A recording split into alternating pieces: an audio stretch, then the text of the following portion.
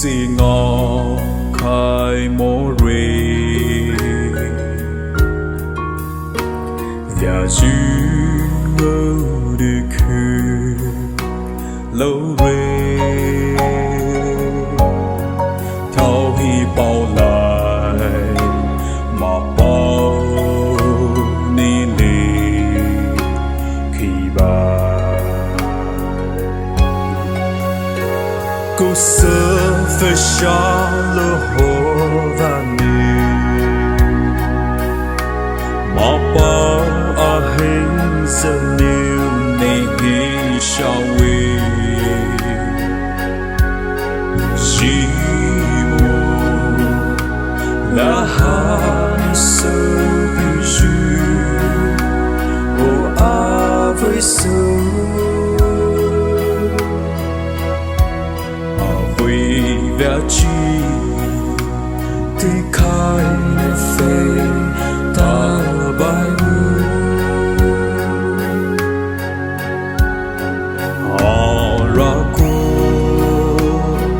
hai vui show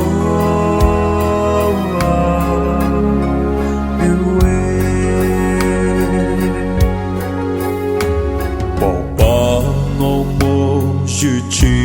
bỏ khi bỏ đi vui lệ khi sự va lì rê thao hi bao lại mà bao nê nê khi bài cô sơ phải xa lỡ hồ và ni mà bao à hình giờ nhiều này ghi sao vi chỉ một là hai sơ bị dư ô à với sơ mà vì vẻ chi thì khai để phê ta bài họ ra cô hai vui show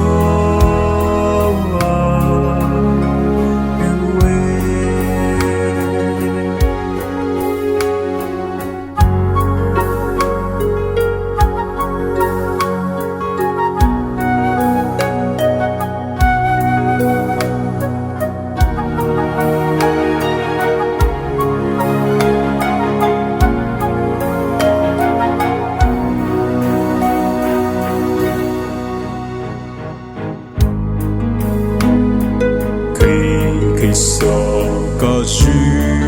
bu ngon lúa cầu tì hi cầu tia